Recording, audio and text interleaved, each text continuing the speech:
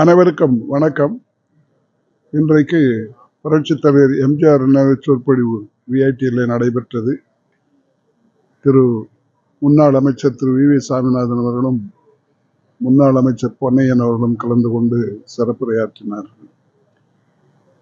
புரட்சித் தலைவர் எம்ஜிஆர் காலத்திலே தான் உயர்கல்வியிலே பெரிய மாற்றம் ஏற்பட்டது. அதற்கு முன்னாலே மொத்தமே 2000 பேர் தான் இன்ஜினியரிங் படிக்கக்கூடிய சூழ்நிலை இருந்தது. அதை மாற்றி தமிழ்நாட்டில் லட்சக்கணக்கில் என்ஜினியரிங் பொறியியல் படிக்க முடியும் என்கிற சூழ்நிலை ஏற்படுத்தியவர் எம்ஜிஆர் அவர்கள்தான்.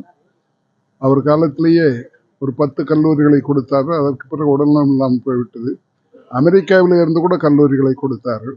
அது அப்படியே வளர்ந்து இப்பொழுது 450 கல்லூரிகளாக பொறியியல் கல்லூரிகள் இருக்கிறது. அதே மாதிரி ஆர்ட்ஸ் அண்ட் சயின்ஸ் கல்லூரிகள், பாலிடெக்னிக்குகள், இப்படி எல்லாவற்றிலும் உயர்கல்வியிலே மிகப்பெரிய அளவுக்கு தமிழ்நாடு வளர்ந்ததற்கு வித்திட்டவர் புரட்சித் தலைவர் எம்ஜிஆர்.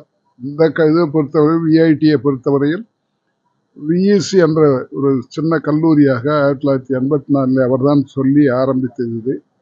இப்பொழுது இது பெரிய அளவில் வளர்ந்து வேலூர், சென்னை, அமராவதி ஆந்திர பிரதேஷ், போபால் மத்திய பிரதேஷ் 4 இடத்திலும் 1 லட்சம் மாணவர்கள் இன்றைக்கு படிக்கிறார்கள். அயல்நாடுகளிலிருந்து 70 நாடுகளுக்கு மேலே படிக்கிறார்கள். இதுக்கு எல்லாத்துக்குமே வித்திட்டவர் எம்ஜிஆர் தான். இது மாதிரி தமிழ்நாடு முழுவதும் நம்முடைய மாணவ மாணவிகள் உயர்கல்வி போவதற்கு அவர் வசதியை செய்து கொடுத்தார்கள். என்றைக்கும் அவரை மறக்க முடியாது. 6 பல்கலைக்கழகங்கள் அவர் காலத்திலே துவக்கப்பட்டன.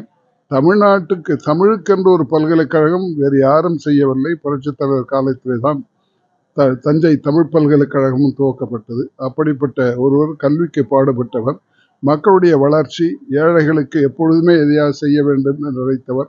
அப்படிப்பட்டவருடைய நினைவு சொற்பொழிவு தான் இன்றைக்கு விஐடியில் நடத்தியிருக்கிறோம்.